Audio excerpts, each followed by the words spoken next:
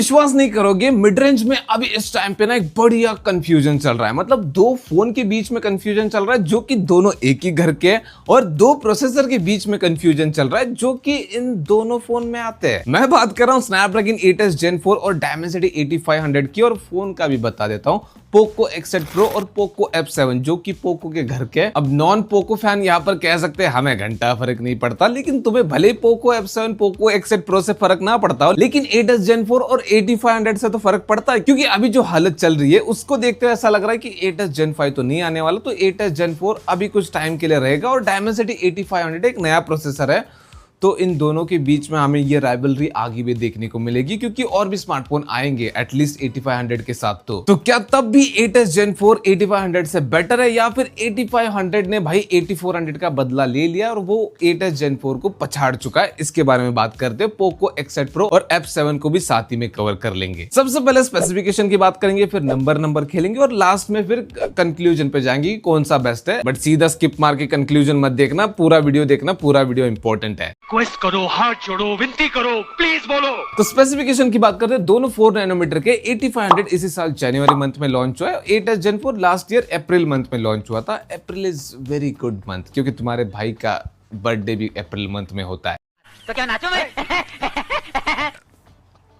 खैर आगे बढ़ते हैं। अगर हम दोनों के सीपीयू आर्किटेक्चर की बात करें तो यहां पर तुम्हें 8s Gen 4 में प्राइम कोर Cortex X4 मिलता है, लेकिन वहां पर सारे के सारे Cortex A725 तुम्हें कोर्स मिलते हैं। तो यहां पर तुम्हें single core performance definitely 8s Gen 4 में बेटर मिलने वाली है, लेकिन मल्टी कोर परफॉर्मेंस तुम्हें बेटर मिलेगी 8500 में, क्योंकि तुम्हें 8s Gen 4 में प्राइम कोर तो बेटर मिलता है, लेकिन बाकी सारे कोर तुम्हें Cortex A720 वाले मिलते हैं। अब ये सारी चीजें हम नंबर में डिस्कस करेंगे, यहां पर स्पेसिफिकेशन को निपटा लेते हैं। और जीपीयू की बात करें तो मुझे जीपीयू स्ट्रॉन्ग लगता है 8s Gen 4 का, जिसके बारे में हम नंबर गेम में बात करेंगे, और 8500 के जीपीयू की भी बात करेंगे कि 8400 से कितना बेटर है, कितना कुछ इंप्रूव किया है इन्होंने। इसके अलावा बाकी चीजों की बात करें तो LPDDR5 UFS 4.1 स्टोरेज का सपोर्ट दोनों में मिल जाता है। लेकिन अगर हम बात करें 8s Gen 4 की, जो कि कुछ मामलों में बेटर है, जैसे कि तुम्हें better screen resolution, 8K video recording का सपोर्ट, Wi-Fi 7, ब्लूटूथ वर्जन 6.0, ये सब कुछ मिलता है। लेकिन वहीं पर 8500 एक लेटेस्ट प्रोसेसर जो कि इसी साल लॉन्च हुआ है,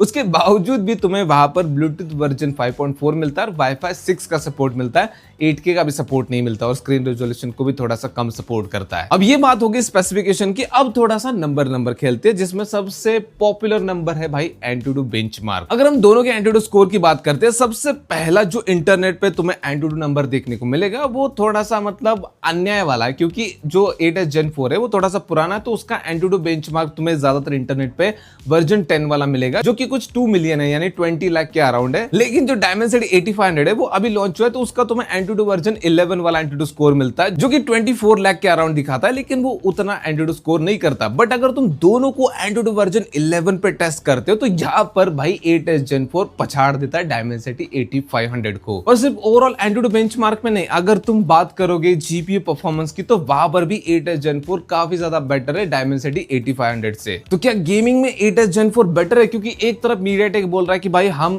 Dimensity 8500 में तुम्हें 120 FPS की गेमिंग देंगे और काफी स्टेबल FPS मिलेंगे। अब वो मिलते हैं नहीं मिलते आगे डिस्कस करने वाले, हम पहले बाकी नंबर्स की बात करते हैं। अब जैसे कि मैंने स्पेसिफिकेशन के टाइम पे बताया था कि भाई सिंगल कोर परफॉर्मेंस तुम्हें 8s Gen 4 में बेटर मिलेगी, क्योंकि उसका जो प्राइम कोर है वो बेटर है, और दूसरी तरफ तुम्हें मल्टी कोर परफॉर्मेंस Dimensity 8500 में बेटर मिलेगी, क्योंकि उसके बाकी कोर Cortex A725 वाले और 8s Gen 4 में Cortex A720 वाले हैं, और ये चीज इनके नंबर्स में भी रिफ्लेक्ट होती है। बट यहाँ पर हम ओवरऑल गेमिंग परफॉर्मेंस की बात करते हैं तो देखो 8s Gen 4 काफी ज्यादा पावरफुल बन जाता है, क्योंकि एक तो भाई उसमें तुम्हें एंड्रॉइड स्कोर बेटर मिल रहा है, जीपीयू परफॉर्मेंस बेटर मिल रही है, उसका जीपीयू काफी बेटर है। और दूसरी तरफ 8500 की बात करें तो कोई और नहीं 8400 है, वही सेम आर्किटेक्चर, वही तुम्हें जीपीयू मिल जाता है। बस जीपीयू में इन्होंने भाई इसके एक कोर को बढ़ा दिया है, वो 7 कोर था, ये 8 कोर है। और बात रही सीपीयू आर्किटेक्चर की, तो वहां पर भी उन्होंने बस कोर वही रख के यहाँ पर क्लॉक स्पीड को थोड़ा सा उन्होंने इंप्रूव कर दिया, थोड़ा सा बेटर कर दिया है क्लॉक स्पीड को। और अगर हम यहाँ पर पोको X8 Pro और पोको F7 को भी लेकर आते हैं, जिसको लेकर काफी सारे लोगों के मन में कंफ्यूजन चल रहा है कि भाई इन दोनों में से कौन सा बाय करना चाहिए,